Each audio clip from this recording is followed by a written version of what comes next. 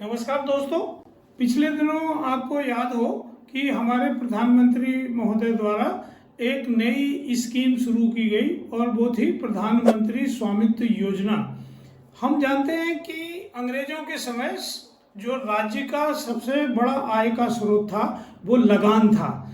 इसीलिए अंग्रेजों के समय जो गांव की खेती की जमीन थी उसका भू अभिलेख लैंड रिकॉर्ड बहुत अच्छे से तैयार हुआ है और नक्शा खसरा B1 से लेके B7 तक प्रपत्र बनते हैं जो पूरे लैंड रेवेन्यू से संबंधित थे। उस समय हमारे देश में शहर इतने विकसित नहीं थे और गांव और शहरों की जमीनों का बहुत ज़्यादा सर्वे नहीं हुआ था।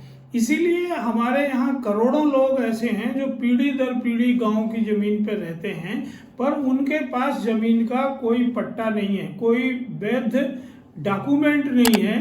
तो वो मकान बना के तो रहते हैं, पर चूंकि उनके पास कोई डॉक्यूमेंट नहीं है तो वो ना तो उस भूमि खंड को कहीं गिरवी रख पाते हैं, ना उससे कोई पैसा जनरेट कर पाते हैं। फिर उसकी सीमाएं भी अलग अलग होती हैं तो उसमें विवाद होते हैं, पड़ोसियों से विवाद होते हैं। और अब शहर और गांव बहुत तेजी से बढ़ गए हैं, जमीनों की कीमतें बढ़ गई हैं, तो इस बात का बहुत महत्व हो गया है। तो इसी समस्या का निराकरण करने के लिए प्रधानमंत्री स्वामित्व योजना 2020 में लॉन्च की गई और इसका पर्पज ये है कि जो गांव और शहरों की आबादी की जमीनें हैं उनका सर्वे किया जाए, उनका सीमांकन किया जाए और प्रत्येक व्यक्ति के स्वामित्व के आधार पर एक उनको कार्ड दिया जाए।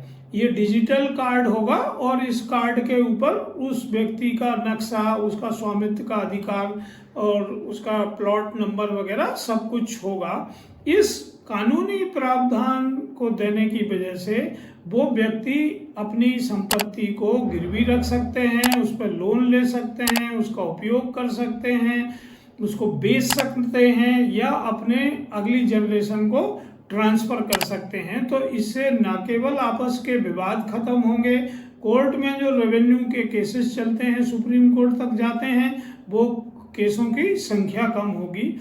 और हम जानते हैं कि आज भारत सरकार सामुदायिक डिजिटल इंफ्रास्ट्रक्चर बनाने में सबसे आगे है वर्ल्ड में, और ये कार्ड भी इसी श्रृंखला का अगला कदम है, जहां सरकार ड्रोन टेक्नोलॉजी का यूज करके GIS में करके जियो टैगिंग करके इस सब को कानूनी अधिकार देने के लिए संपत्ति कार्ड बना रहे हैं। और ये अभी कार्ड 3 करोड़ से ऊपर व्यक्तियों को बांटे जा चुके हैं और ये निरंतर बांटे जा रहे हैं। इससे ऐसे व्यक्ति जो अभी तक बैंकेबल नहीं थे, जिनको किसी तरह की वित्तीय संस्थानों से बैंकों से लोन नहीं मिलता था, वो सब अधिकार में आ रहे हैं और वो इस संपत्ति को अपने रोजगार के लिए, जीविकोपार्जन के लिए और अपनी संपत्ति की सुरक्षा के लिए आगे बढ़ा रहे हैं। तो आर्थिक सशक्तिकरण,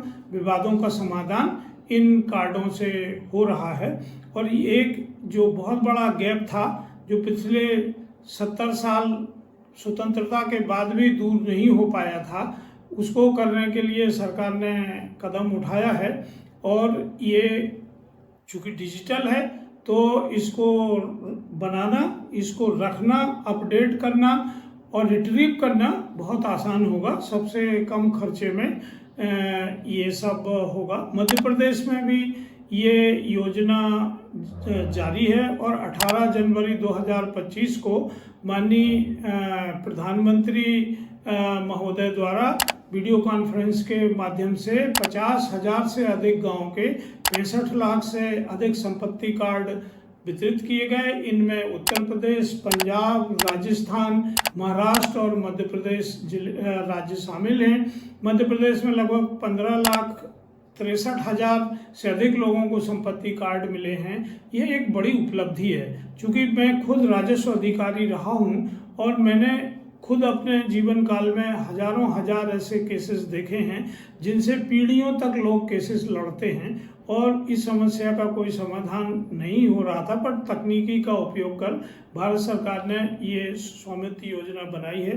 तो यदि आप नगरीय क्षेत्र में या ग्रामीण क्षेत्र में निवास करते हैं और आपके प्लॉट का, आपके मकान का कोई वैध रिकॉर्ड आपके पास नहीं है, डॉक्यूमेंट नहीं है, तो आप इस योजना का लाभ ले सकते हैं।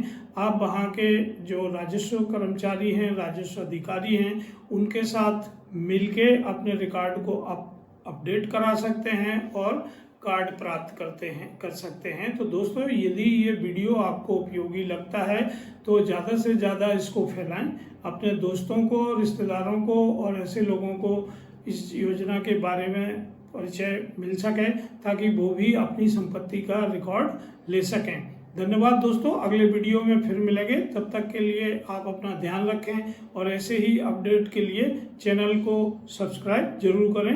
नमस्कार, धन्यवाद। Don't forget to like and subscribe.